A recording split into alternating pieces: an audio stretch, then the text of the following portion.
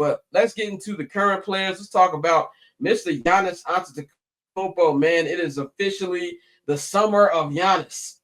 As you see this tweet right here on the screen from Shams of ESPN, he says two-time NBA MVP Giannis Antetokounmpo has not made any firm decisions, but the first time in career he is open-minded about whether his best fit is remaining in Milwaukee or playing elsewhere. League sources have told ESPN. Now there was also something that came from NBA reporter who works with Forbes said that he wants to pair up with another All-Star teammate.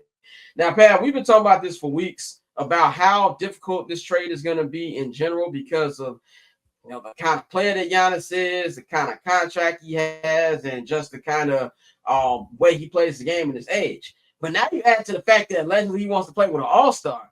That limits even more of the places that he could possibly go. And I'm trying to think of anybody who would be available right now. But I think it's going to be a very difficult trade. I think that this sounds funny, but I don't think you could ever take the Warriors out of something like this. I don't know who they would trade because that bench is terrible, in my opinion. I think that Pajinski and Moody and Kuminga are responsible for 85% of the opposing team's runs. So I don't know what they're going to give up to get it, but I do believe they would try to make a move to try to add him with a Jimmy Butler and a Steph Curry to see how that would work. What do you think about this? And this is going to be something we're going to talk about for the next couple of months till, July hits when the new year league starts. What do you think he could go? I mean, all I know is please don't let him go to San Antonio. Like, just don't let it be San Antonio. And I'm always saying that because, like, it would just be defensively not fair. I think Wemby will probably never become the offensive player that he needs to become because he's basically going to be a small forward, but it wouldn't even matter. Like, defensively, that would just be not fair. And they have the assets. Like, we were just talking about the draft lottery. Like, what if they get the number one pick? You could pair the number one pick. You could pair some other assets, some other draft picks, and send it back to Milwaukee. The thing about that deal is, like, Milwaukee needs assets back. They need young players and future assets, right? So I think the thing with the Warriors would be hard because, like, what you gonna trade? Draymond Green or Jimmy Butler? What am I gonna do with that? Like, that would have to be a 3-team scenario where you like rerouting one of them somewhere else. Because the thing about Milwaukee, they have no assets. They have no future draft picks. Obviously, you still have Dame Lillard, but Dame, like, you can't even trade Dame right now. Dame has a torn Achilles. He's not gonna be back. Yeah. And like, see, look, man, like, God bless Dame, because it wasn't this way when he signed it, but that contract, the worst contract in the NBA right now.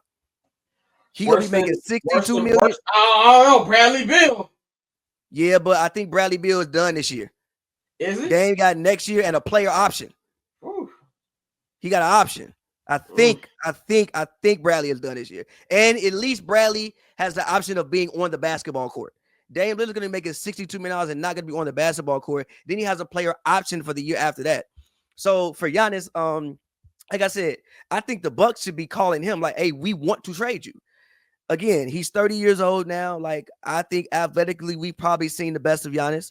I think that, we had an argument about this on Summer Sessions. I think that it's probably time for Giannis to, like, change his game a little bit. Not to say that, he isn't great at doing what he does, but I think it's probably time for him to change his game a little bit and be a little bit more off ball. So wherever he is, I would like to see him paired with, like, an actual point guard for once, like a genuine point guard. So, and I think a couple of teams to watch would be, one, what happens with the Thunder, right? Like, if the Thunder go out here, let's say they lose these next two games to the Nuggets, that might be a team like, yo, you lost in the semifinals 2 years in a row. You got a lot of young assets. You have a lot of picks. You could swing together a whatever the hell type of deal. And the thing about the Thunder is you got to start paying people at a certain point. Chet gonna want $200 million. Jalen gonna want $200 million. Carson Wilder's gonna want his bread. Caruso got his bread. I think Aaron Wiggins got a deal that's like a team-friendly deal. But a lot of guys on that squad gonna want their money, and they gonna have reason to get some money. So it probably would behoove you to make a deal just to, like, ship some things out and just bring one guy in. So I think it'll be very, very interesting. But like I said, I think the train has run its course in Milwaukee. And it was, again, great run, a great all-time run as far as one player goes with the franchise outside of Kareem and Oscar Robertson. He's one of the best players in that franchise history. If you told me who he was over those guys, I wouldn't be mad at you. So yeah, man, that's what I think about it. Yeah, I definitely think, and no disrespect to Kareem and Big O, but when I think of Kareem Abdul-Jabbar, first thing comes to my mind is the Lakers. And then obviously Big O was great, but to me he's the best. He's the best Buck. And like you said, yeah, him in San Antonio would be ridiculous. And I think that if it was anybody else, they'd be like, why would I want to live in San Antonio? But honestly, Giannis, I can see Giannis in San I Antonio. mean, no, I San can see Antonio. Giannis in San Antonio. No, San Antonio. Like I know what we think about San An, but this not the same San An from like 1998. Like I think it's what the 10th biggest city in the U.S. now. I'm sure there's like a lot of development property. You know, I mean, he's got It's Google. 10th. It's 10th already. Yeah, 10th biggest city. He got fucking Google's worth of money. You know, I don't know what's in his portfolio, but it's Texas. You get into tech, you can get to a bunch of things going out there doing that. So I don't think like San Antonio is the same. Tex. Yeah. So you get to keep more of your bread. Like I don't think San Antonio is the same type of state that we used to think of, well, city that we used to think of it as growing up. Yeah, this is gonna be something I feel like it's gonna go through the summer. It's such a difficult difficult trade to put together. It's not something I'm expecting until probably in the summer league, maybe happen. And I think it's probably gonna be a random team that we ain't thinking about. I think the way that this draft lottery is gonna play out tonight is gonna really show us some things. I found it interesting that Brian Windhorst said today, don't rule the Pelicans out of Giannis. And he said, don't rule the Pelicans out. Now that don't mean that I mean, I understand it. I'm just trying to see what understand it.